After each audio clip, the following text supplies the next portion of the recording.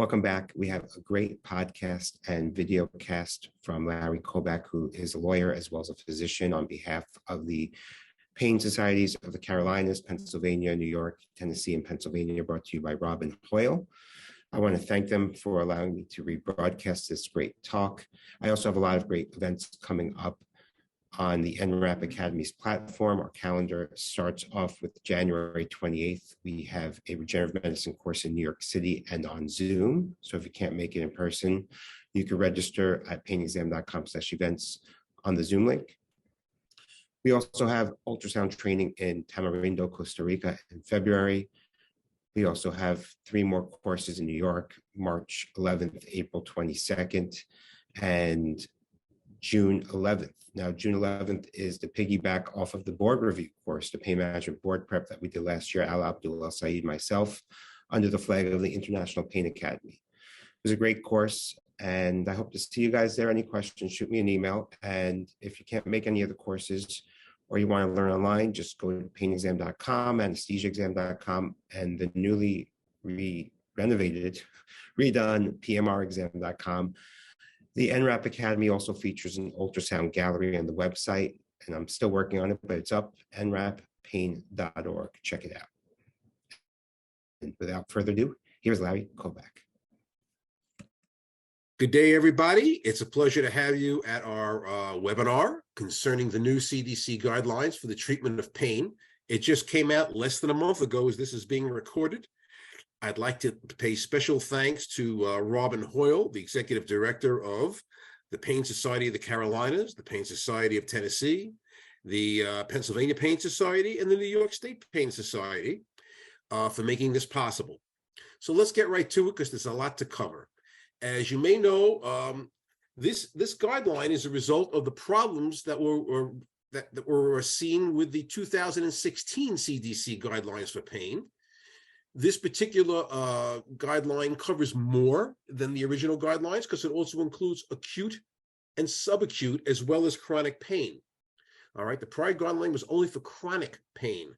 The chronic pain being more than 3 months, subacute 1 to 3 months, and acute pain anything 1 month or less, such as postoperative pain or fracture pain, something of that nature. All right, these guidelines still do not include nor are they meant to include end-of-life pain, such as cancer-type pain, pediatric pain are not included. All right, and that's important to note. All right. Now, the basis of these new guidelines is what allegedly is new evidence that has surfaced since 2016. And I personally think more than new evidence, it's misuse of the prior guidelines concerning tapering, maximum allowable dose. We have that magic number of 90 morphine equivalent units, which is no longer used in these guidelines. There's going to be a new magic number, 50, but it's used differently than the 90, so please don't confuse the two. The prior guidelines, virtual prohibition of mixing opioids with benzos, as well as the various administrative bodies using the prior guidelines as standard of care as opposed to something simply advisory. These are guidelines, not standards of care. However, I have to warn everybody listening to this that various state boards, as well as judges, etc., will tend to use these guidelines more as standards of care than guidelines. So beware, beware. All right. Now, general considerations before we start anything. By the way, the good Lord found it necessary only to give us 10 commandments, but the CDC has found it necessary to give us 12 parts of these guidelines, and we will proceed accordingly, stressing each of the 12 and then giving commentary on most of them. Keeping in mind that these guidelines are considerably longer than the original CDC guidelines. They're more than twice the length of the original CDC guidelines. So by its very nature, we're not going to be able to give a comprehensive review of every page in the guideline. That just would take too much time, but we'll hit the highlights. It's important to note that these guidelines are not meant to apply to the pain management specialist. And there's a huge however. Because you call yourself a pain management specialist does not necessarily mean that you'll be recognized by a government entity as a pain management specialist. In the various states, they will actually define what they consider a pain management specialist. Often it has to do with board certifications and things of that nature, the appropriate continuing medical education, as well as the type of clinic or office you're working with or for, and how long. So you'll have to really find out in your individual jurisdictions, your individual states, how a specialist, a pain management specialist is defined. That's pretty important, because if you hold yourself out to be a pain management specialist and feel that these guidelines don't in its entirety apply to you, and you don't have the appropriate credentials, that could be problematic down the road. That's an important point that I think everyone should realize. Okay, now let's get to recommendation 1 after all that introduction. And just let it know that in addition to being an attorney, I also was a practicing clinician. I was a podiatrist. I still am a licensed podiatrist, but I was in active practice for 25 years. So and I've used opioids. I'm board certified, actually a diplomate in the by the AAPM back from the 80s, and that's the 1980s. And we'll be able to go into this in enough detail to give you a good introduction. The actual guidelines are downloadable and quite readable from the CDC website. Please feel free to go there. All right. The recommendations that I have here are 1 through 12 are actually word for word from the recommendations in the actual guidelines. Now, recommendation 1 is non-opioid therapies, or at least as effective as opioids. That's pretty similar to the old recommendation. For many common types of acute pain, clinicians should maximize use of non-pharmacological and non-opioid pharmacological therapies as appropriate for the specific condition and patient, and only consider opioid therapy for acute pain if benefits are anticipated to outweigh the risks to the patient. Let me stop there. What I see lacking in many of the charts that I review as an attorney is that consideration within the medical record of the benefits outweighing the risks. You have to deal with the risks of the individual patients. We'll get into that a lot as this hour progresses, but your chart has to lay that out, okay? It's not enough just to say, yeah, you told the patient the risks, you did an informed consent before you gave the opioid prescription. You have to write down what you did, all right? Because if you didn't, you all heard this before, if you didn't write it, you didn't do it, and it's better to write it. It will save yourself a lot of headaches down the road. Okay, so before prescribing opioid therapy for acute pain, clinicians should discuss with their patients the realistic benefits and known risks of opioid therapy, and certainly opioid tolerance, opioid abuse, even death are known risks of opioid therapy, especially if there's abuse involved or if there are patients also taking benzos, which we'll get into more later in this presentation. Now, also for recommendation 1,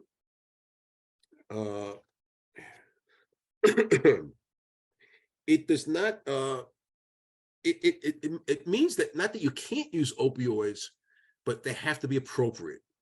So for a fractured little toe that's non-displaced, not quite sure in most cases if opioid therapy is really indicated, unless someone has a very, very low tolerance to pain. That would be an extreme example, but let's take that into consideration. And that recommendation 2 expands on recommendation 1 by saying again that non-opioid therapies are preferred for subacute and chronic pain, and that you, the clinician, should maximize your use of these therapies.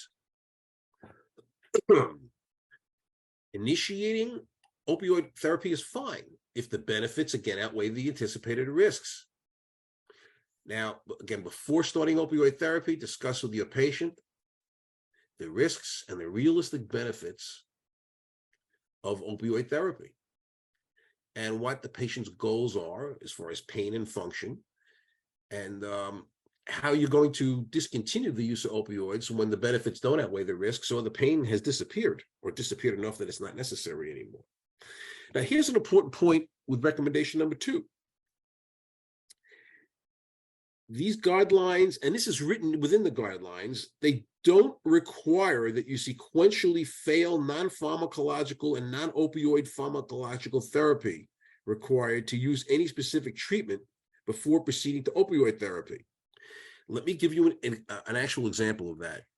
You've performed lower back surgery or a procedure in the lower back such that you know that on the average patient, they're going to need, they're going to be in pain post-procedure. And they may need for a short period of time opioids. You could go right to the opioids. You don't have to, before the anesthesia is over, put them on acetaminophen or an NSAID. And then find that it fails because they're in agony and then have to put them on opioids. That's not what these recommendations mean. And that's how the prior recommendations in 2016 is one of the reasons how they were not understood well. All right. So someone's got a fractured heel or a hip.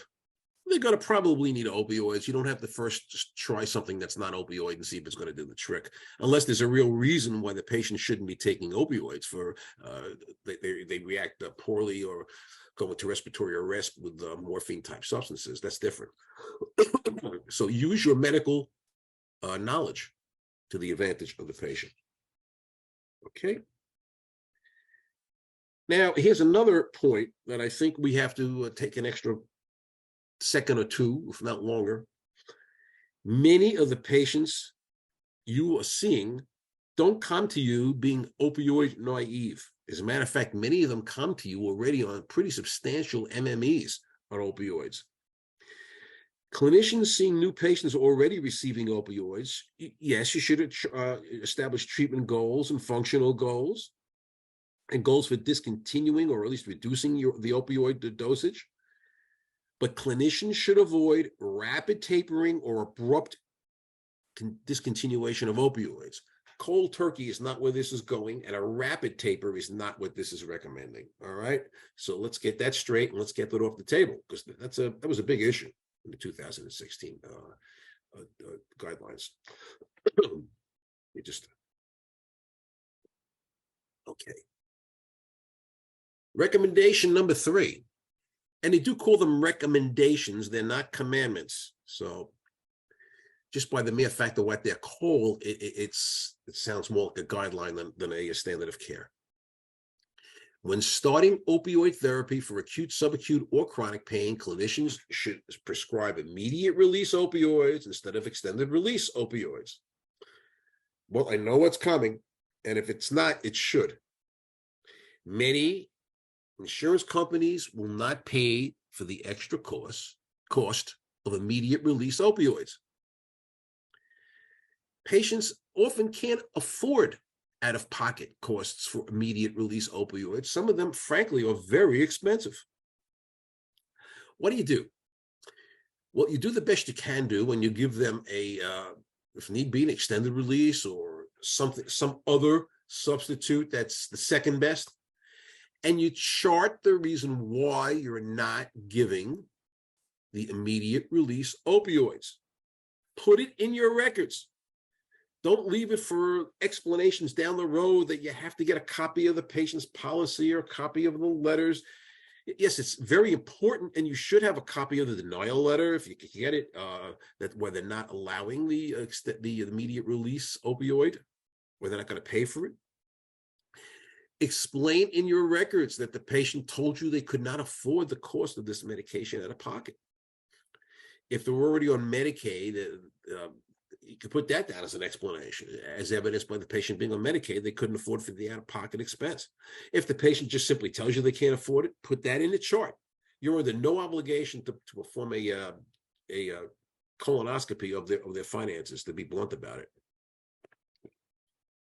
You have enough responsibilities as a physician or a medical provider as it is.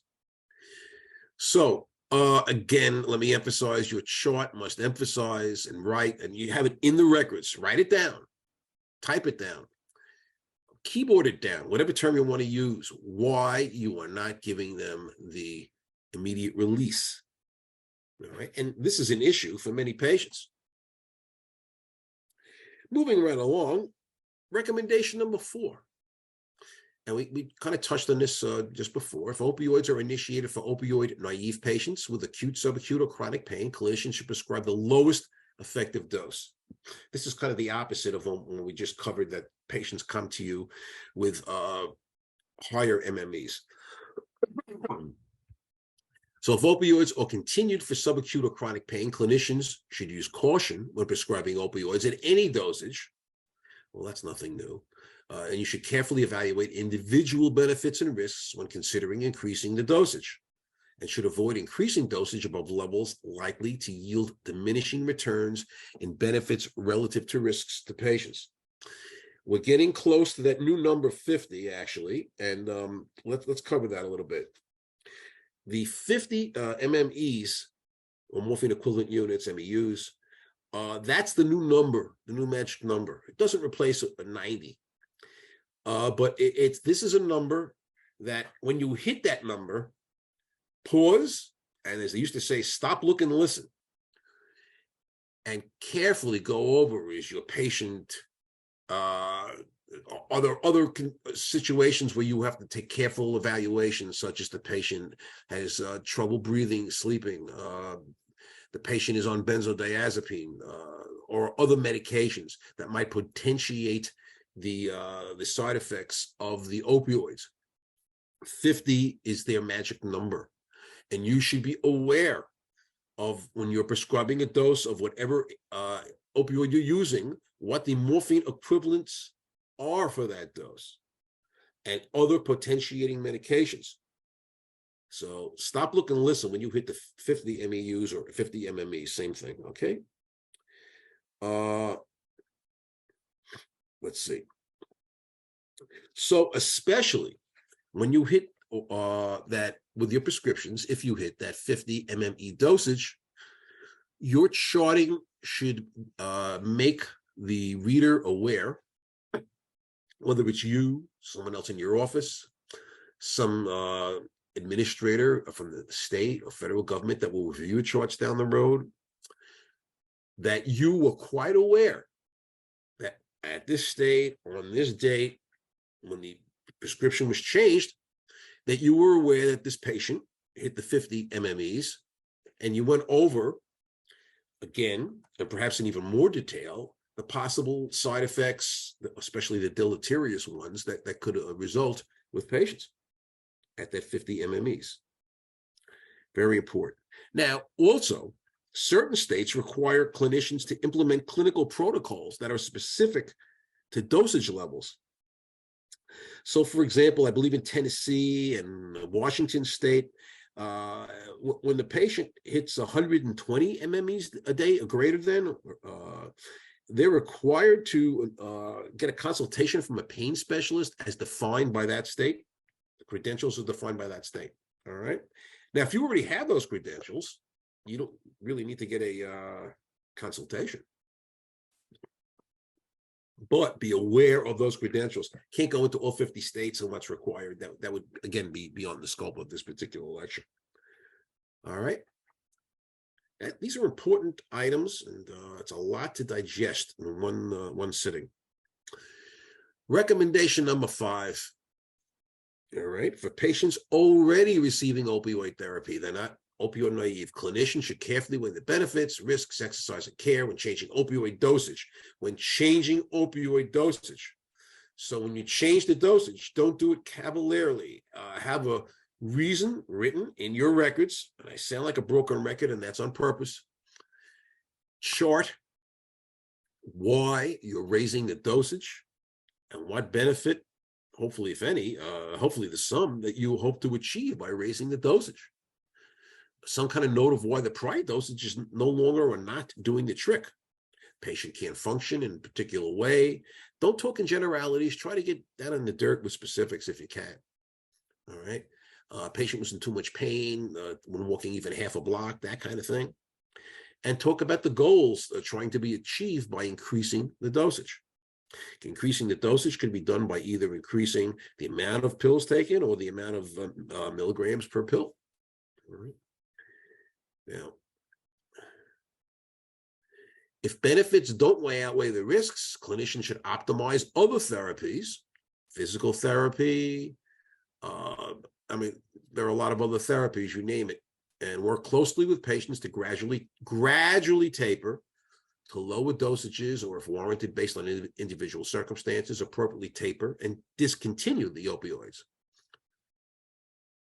Now, unless there are indications of a life-threatening issue, such as warning signs of impending overdose, opioid therapy should not be discontinued abruptly, and clinicians should not rapidly reduce opioid dosages from higher dosage. You know, we're talking about slow tapers, we're talking maybe 10% a month or so. And they will say, it comes a little later in these guidelines, but I'll mention it now, that for the longer period of time and the higher amounts that the patients have been on opioids, the taper will take a longer period of time to taper, as opposed to if they were just on the opioids a few months. Okay. Now, this you could read as well as I can. And I don't know that it really, when we say that don't give more than is necessary. I'm thinking of a chart that I once reviewed from an orthopedist who was treating a friend of mine, his daughter-in-law, as it turned out, I'm not mentioning any names or states, and she had a fractured pinky, not a toe, a finger, a fractured pinky, a simple fracture, non-displaced, didn't require any setting, surgery, or anything else, just to set it next to the fourth finger, and prescribed a bottle of 100 Percocet. I would have problems, frankly, from a legal point of view, and from even a medical point of view, of why so many were prescribed at the time. In most states, a quantity, that number may not even be allowed anymore in the current guidelines. So keep that in mind. You don't want to just cavalierly give out tremendous quantities of various opioids.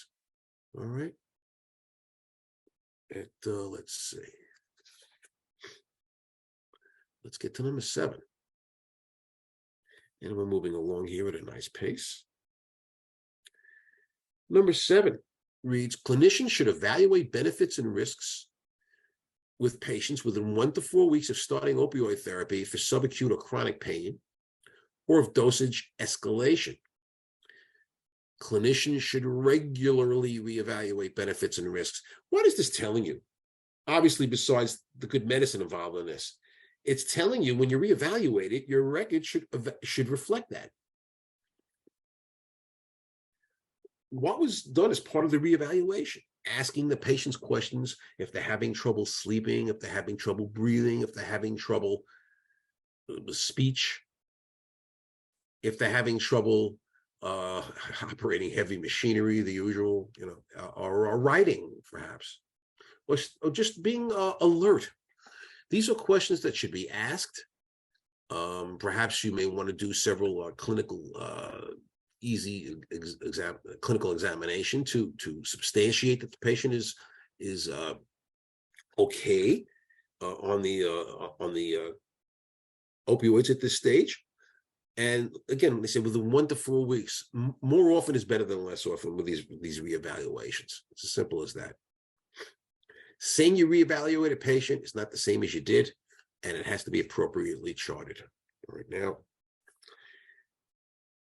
this as part of recommendation 7, it gets into remote visits, all right, which during the COVID situation, we've mostly all of us have become more familiar with. In practice, contexts with virtual visits are part of the standard of your standard care, not the standard of care, but standard care. You want to be very careful to assess these patients as best as possible through communication and observation if they have a screen available. Obviously, if you could see the patient, that's better than just talking to the patient. But even if you're just talking to the patient, you want to evaluate them for any signs of depression, anxiety, other psychological comorbidities. And if you find that they have any psychological comorbidities, you want to make sure that they're under treatment of a psychologist or psychiatrist, because treatment for these other conditions will help to optimize your treatment for pain. Studies have shown that they truly can make a big difference. Now here's another thing. I have heard that in many rural areas, psychologists and psychiatrists, especially that accept Medicaid, I should say, Medicare, the various insurances, can be very difficult, if not impossible. So if you're trying to get them into a program or with an appropriate clinician, your chart should so reflect, and it should reflect your follow-up in this regard and the patient's follow-up in this regard. And if the patient fails to follow up, you want to remind them of that at the next visit and chart that too. If you're sensing a theme to my recommendations concerning your charting of everything, you are sensing correctly. Apologize, I'm just getting over a pretty bad cold, so bear with me. All right, so let's see. Recommendation number 8. Before starting and periodically during the continuation of opioid therapy, we're back to clinicians should evaluate risk for opioid-related harms and discuss the risk with patients. Clinicians should work with patients to incorporate into the management plan strategies to mitigate risk, including offering naloxone, especially with patients on more than 50 MMEs per day, 50 or more. Okay, so now we get into naloxone, and especially at 50 or more, strongly consider making the naloxone available to your patients. Strongly consider. All right, because naloxone has saved a lot of lives. Clinicians should ask patients about their drug and alcohol use and use various validated tools, many of which you could find right on the CDC website and on your various state Department of Health websites, or consult with behavioral specialists to screen for and assess mental health and substance use disorders. Now, I have to tell you, on many practitioners treating pain, more than one like to give Adderall and medications of that nature to patients on opioids that they diagnosed as having attention deficit disorder or adult attention deficit disorder or ADDH. That's better left, unless you know how to really to diagnose that and give the reasons why. It's better left being diagnosed and treated by a psychiatrist. Okay, so think carefully before you just dispense some amphetamines to a patient that you think has attention deficit disorder. And if you do make that diagnosis, the patient should be worked up through various tools to fill out to make sure that they have the various parts of a true diagnosis of attention deficit disorder, not just something you think or you know it when you see it. That's not enough. Especially, you're giving the patient an amphetamine along with an opioid, you're putting the patient at increased risk. So you want to be careful with that. You don't want to do that unless you have to. And if you have to do it, you want the dosage of the medication for the ADDH or the dosage for the medication for treatment of depression or anxiety to be managed appropriately by an expert. And unless you're an expert in managing benzos and various types of other medications for patients with these other psychiatric diagnoses, then make the appropriate referral when you possibly can. If you can't, then make the diagnosis through appropriate evaluation, and that appropriate evaluation must be charted, please. Okay. Now, it does say also as part of recommendation 8 within the guidelines, because I'm not going over all 90 pages, each guideline has a lot of commentary. It's almost biblical. There's a lot of commentary on each line. Clinicians should avoid prescribing opioids to patients with moderate or severe sleep disorders or breathing disorders whenever possible to minimize risk for respiratory depression. Well, you only notice by asking the patient. As far as sleep disorders, I mean, if need be, get a sleep study on a patient if you think that there's a possible problem. It's not that difficult these days to get a sleep study. You have to try to at least get your patient to cooperate with getting a sleep study. If they refuse, then note it in your chart and keep all your records that you tried to prescribe it or you did prescribe it, and put the results in your chart. Scan it in if you have to, so it's part of your electronic medical records, or just keep a copy if you use paper records still. All right, and that's important. That's something that's overlooked a lot. Pregnant persons with opioid use disorder, medication for opioid use disorder, to get off of them, such as buprenorphine and methadone, those are the two recommended therapies according to this particular set of guidelines, and should be offered as early as possible in the pregnancy to prevent harm to both the patient and the fetus.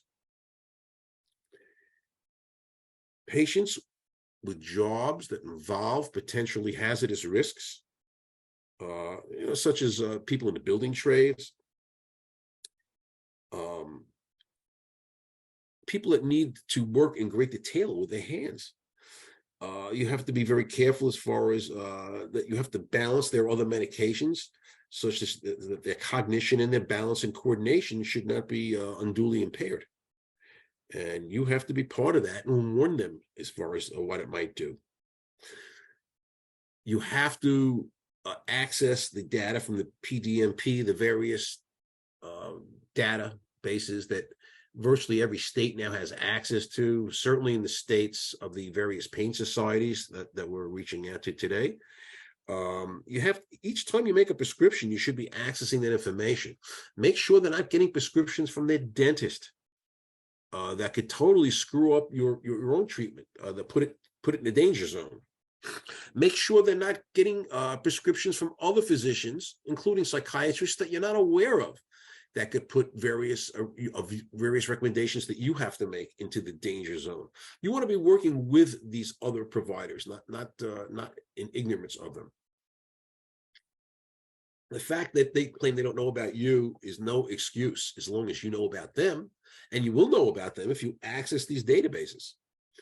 Keep in mind also, you want to access, most states now have access to and include neighboring states as part of their database. So, for example, a patient from New York could easily get medication in Pennsylvania, New Jersey, Connecticut. That's not unheard of. If they're in the Buffalo area, from Ohio, West Virginia, keep that in mind. Okay. Now let's see. Let's get to the next slide. Now, again, the sleep situation, the sleep apnea, is extremely important.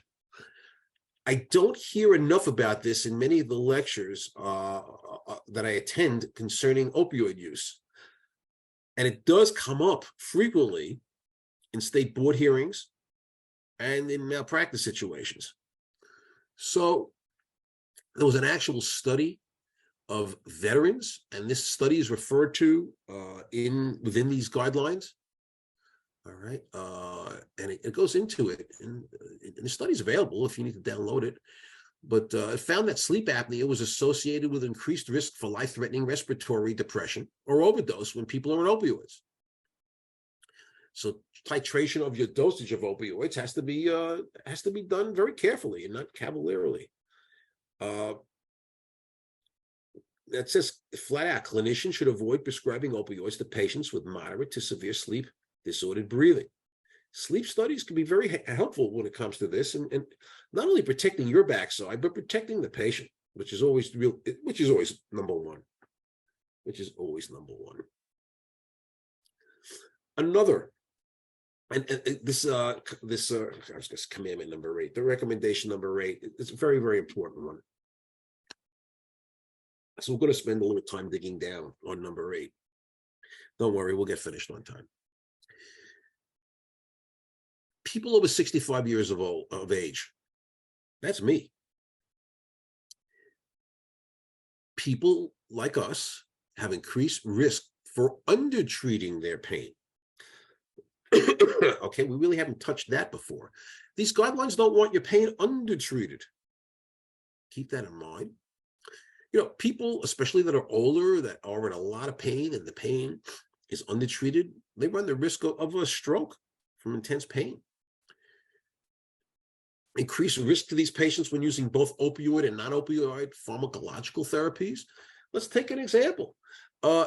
Depending on, you know, they can work on your liver, your kidney, and the last thing you want is have a kidney shut down or liver failure. That can be pretty bad, especially for someone over 65. So you want to watch out for patients with decreased renal function before you put them on various medications, because if the kidneys are not working to their capacity, there's a possible susceptibility to accumulation of multiple meds because of that, and they won't be cleared from the body. People over 65 are easier to overdose, and again, people over 65 have an increased risk to respiratory depression. So let's see.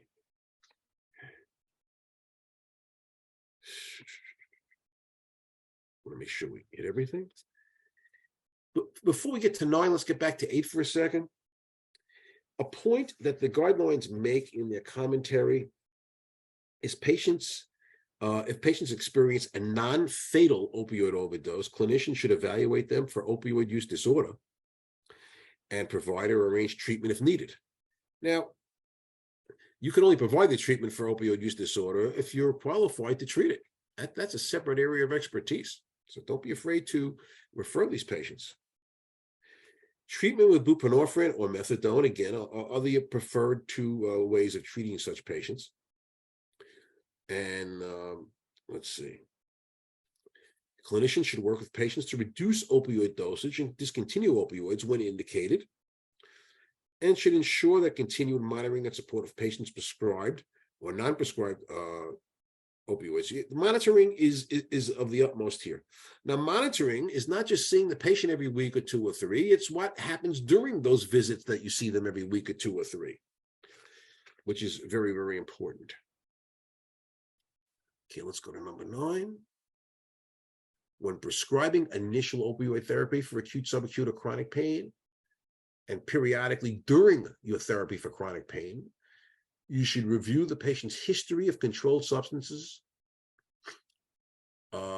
prescriptions, again with the PMP, we kind of covered that, and see whether the patient's receiving opioid dosages or combinations that put the patient at extra risk. That's important. Can't stress that enough. Now, here's something. Patients, and this is in the CDC commentary, and this is very important because this is a very practical problem that has shown up in many of the investigations of various states, and this is evidence that I think you'll be able to use if need be. Clinicians should not dismiss patients from their practice solely on the basis of the PDMP information by the guidelines. So doing so could adversely affect your patient's safety and could result in missed opportunities to provide potentially life-saving information. And they say, example given about the risks of prescription opioids, and, basically to use that as an opportunity to read them the Riot Act in a educational way, in a non-threatening way. So that if the patient you see is getting other medication from other practitioners, don't say, well, you've broken the drug contract, goodbye, because they're going to wind up on the street with heroin, fentanyl, crack. You'll wind up with a dead former patient. The guidelines have dramatically changed in this regard. They were aware of what occurred. They didn't put this in the actual recommendation. They put it in the commentary of the recommendation. Very often it's those little asterisks or little footnotes where the important things are seem to be hidden. And this is one of them. So that by itself, if the patient is getting medication elsewhere, polypharmacy from other physicians or healthcare providers, mid-levels. That's not reason enough in and of itself to dismiss the patient, even though you may have a contract.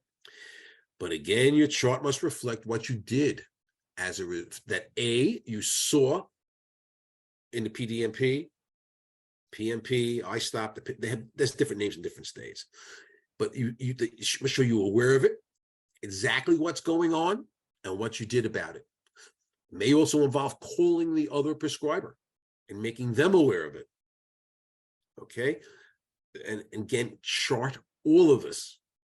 If you chart all of this, listen, I can't guarantee you anything, but I can guarantee you that they will take a hard look at your records before they want to prosecute or really go after you if you have records that dig that far down into the weeds, because there'll be plenty of other practitioners whose records will not. It'll take you a little longer at the end of the day, but you'll sleep better at night. You'll pass your own sleep study. All right, let's see.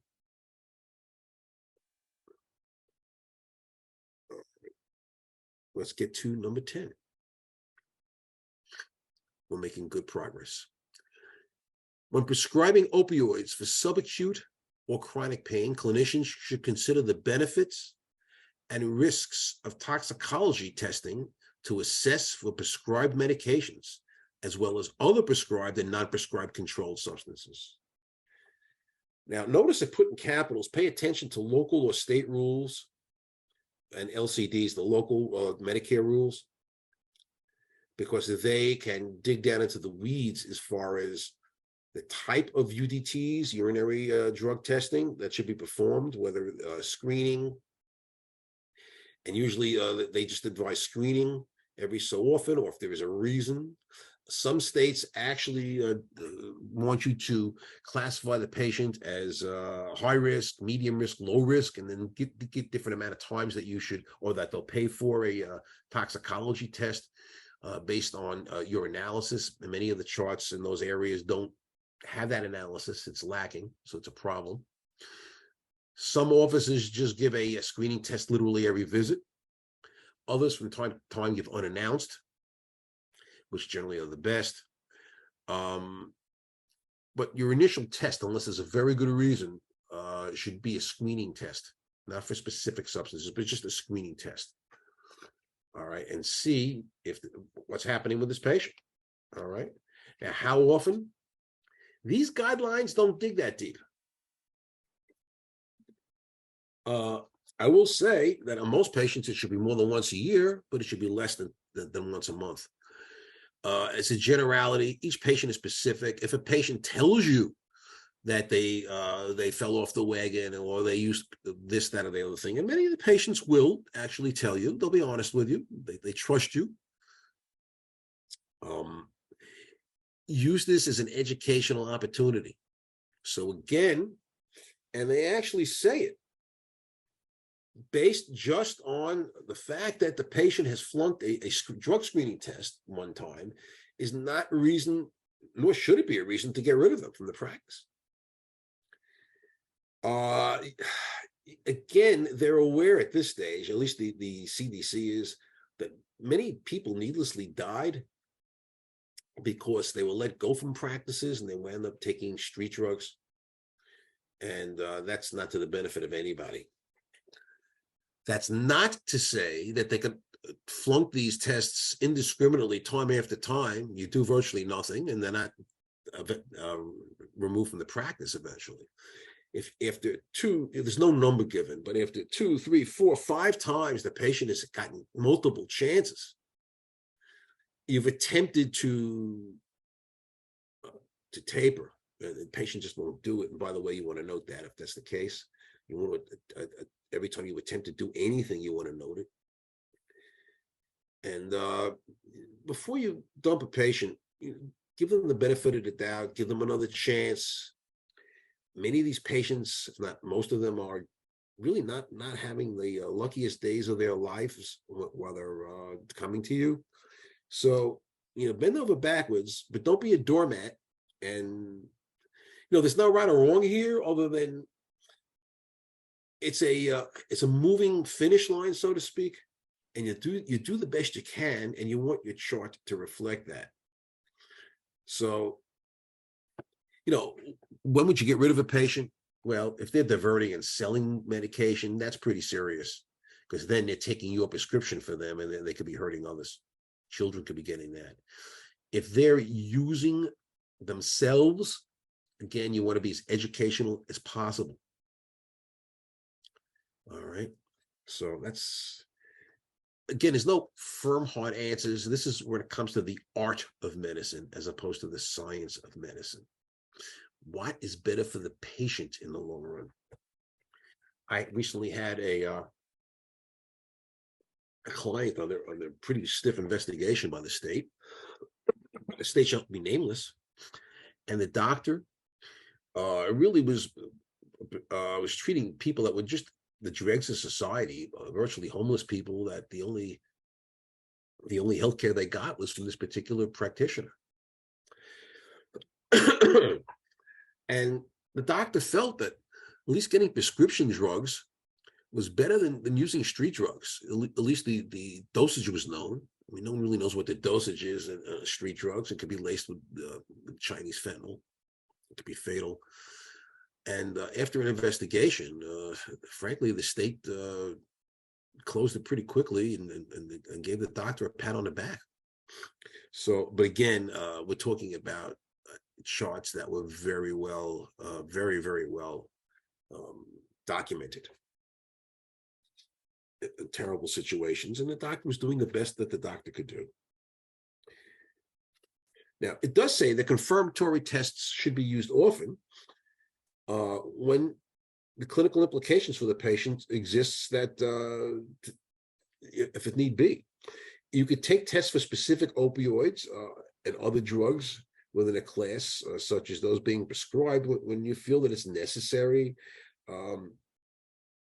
when they can't be identified on standard immunoassays, immunoassays, or need exists to confirm an unexpected screening toxicology test result. So again, it's the practice, the art of medicine. It's not just the science of medicine. Before starting opioids, and periodically, at least annually, during opioid therapy, clinicians should consider taking the toxicology tests. And again, check your local state rules. All right, that's important. Now, the actual guidelines do say that in most situations, initial toxicology testing could be performed with a relatively inexpensive immunoassay test kit that tests for opiates and benzodiazepines as classes and multiple non-prescribed substances. Patients prescribed oxycodone or non-morphine-based opioids, such as buprenorphine or methadone, require specific testing for those agents. The use of confirmatory testing can add costs and should be only used when toxicology results will inform decisions with major clinical or non-clinical implications for the patient. Got that? Now, and I would list what those implications are on your chart. That will help protect you for investigations that have been going on by various insurance companies and Medicaid and Medicare, as far as overuse of various types of UDTs, or various types of toxicology tests. Okay, now let's go to recommendation 11, the next to last one. Clinicians should use particular caution when prescribing opioid pain medication and benzodiazepines concurrently, and consider whether benefits outweigh risks to prescribe the two together.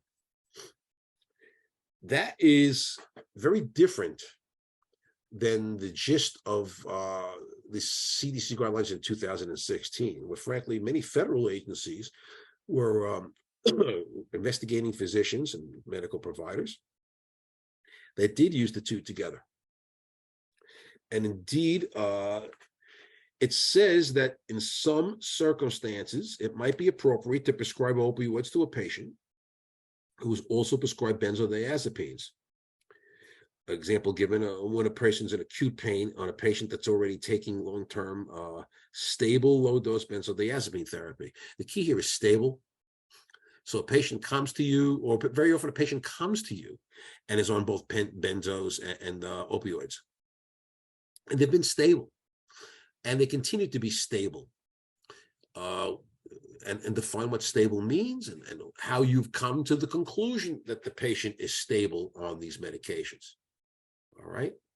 So in specific situations, benzodiazepines can be beneficial, and stopping the benzodiazepines might be deleterious to the patient. Matter of fact, the guidelines actually state in the commentary to recommendation 11 that stopping benzodiazepines can be destabilizing. In addition, the experts note that long-term stable use might be safer than erratic, unpredictable use of benzodiazepines, along with the opioids. Because of these considerations, multiple experts indicate that recommending extreme caution with concurrent prescription of opioid medications and benzodiazepines was more appropriate than a recommendation to avoid prescribing opioid medication along with benzodiazepines concurrently, which can be destabilizing. That's a significant change between the two guidelines. What they don't say is have fun prescribing the two of them together, regardless of the situation. They don't say that, doesn't apply that. So you still have to practice good medicine regardless. All right. But that is a very specific, significant difference between the two guidelines. Now we're coming into the last recommendation. That's 12. Clinicians should offer or arrange treatment with evidence-based medications to treat patients with opioid use disorder. Detoxification on its own without medications for opioid use disorder is not recommended for opioid use disorder because of increased risk for resuming drug use, overdose, and overdose death. What they're saying is, if you're going to treat opioid abuse disorder, have credentials in what you're doing. If you are going to do it, and if you don't, refer it out. And if you're not credentialed and experienced in this area of medicine, I would strongly suggest you refer these patients out, and why you're referring them. Very, very important. All right. They're also telling you that they do not, and they've said it before, do not prescribe cold turkey for your patients. That can be very deleterious to your patient's health. So we've covered the 12 recommendations. Let's take a look at the overview. All right. The overview is good medicine, very good documentation. Always have a reason for doing what you're doing, whether it's upping the dose, lowering the dose, adding some kind of non-opioid therapy, whether it's physical therapy, something else, pain pump, you name it. There should be a good reason. Here's another thing, and it is touched in with the 90-something pages of this guideline. All too often, I read records where it states back pain and you give a prescription. That's not enough. Lower back pain is not enough. What is the etiology of that back pain or that lower back pain? Often, the patient has never really found out the etiology. Oh, maybe they were in an accident, but what was the diagnosis? Was there spinal stenosis? Was there herniation of a disc? Spinalisthesis, it's too early in the morning to pronounce that word. What was the cause of it? Was it a sprain, a strain, an old fracture that didn't heal properly? I mean, I have to tell you, in a large percentage of the charts that I review, and it's not only me, we don't know. Now, if I don't know, the state doesn't know either, and the insurance company doesn't know. And they're going to say, well, the treatment was not required. So we get down to, why are you giving the opioids in the first place? Well, yes, to treat the pain, but what's the cause of the pain? And it may require interval MRIs, CAT scans, X-rays, ultrasonograms. I'm not going to tell you clinically what you have to do. That's not the reason why I'm here today. But referrals to an orthopedist, a neurologist, a PMR, physical medicine, rehabilitation physician. You have to see what the cause is in order to get what the most effective treatment is. That's like saying someone has a headache. What kind of headache? There are many different types of headaches, and they're treated differently. You don't treat a migraine headache the same way as a cluster headache. Well, in the same way, you might have 10 different or more causes of lower back pain, and they're treated differently. And some may require surgical intervention. Well, maybe for some reason the patient can't have surgery, and this is what the orthopedist or neurosurgeon recommended, and you take it from there. And every once in a while, have the patient go back to that specialty to be reevaluated. Did it get worse? Did it get better? Did it change? Depending on what happened in the interval, it may change or affect your treatment plan. And there should be more to your treatment plan than just prescribing pills, at least in most cases. Or at least in many cases, depending upon your practice. I can't stress that enough. Now, that's not specifically in any of the 12 guidelines, but I'm telling you, if you don't address good, bad, or indifferent, the etiology of the pain that brought the patient to your office to begin with, not only is your care of the patient lacking, but your chart is going to be lacking too, and it's going to cause you problems. Do not be afraid to refer these patients, these pain patients, to get other opinions, to get copies of the reports. Make sure that they're considered in your treatment plan, and your record should so state. And you'll find that things will go better for you. You're in a high-risk area when you're treating pain, especially with opioids these days. You want to get that target off your back as much as possible. And we've given you several strategies this morning over and above the guidelines to deal with that. I'm available if you have any questions. You not only have my direct phone number on there, you have my direct email on there. Don't be afraid to give me a shout via email, phone call, or by the text message. I'll do my best for you. I cannot thank Robin Hoyle enough for all the work that she does for all the pain societies she's executive director of. Just a yeoman's job. Please watch out for my weekly blurbs called legal briefs, and we'll keep you up to date on the medical legal aspect of the treatment of medicine and pain. And I can't wait to see you again at the various annual seminars that the various pain societies give. They're high-level seminars. You're going to have phenomenal providers that give you the latest and greatest as far as in the treatment of pain. And I'd like to thank you for the privilege of being the general counsel to so many of the pain societies. It's my true honor to meet these physicians and other healthcare providers that treat pain. It's a noble profession. It's a noble thing that you do. Don't let anyone ever tell you differently. Thank you so much. Hope to see you soon. And it was my pleasure to be here today. Bye-bye now.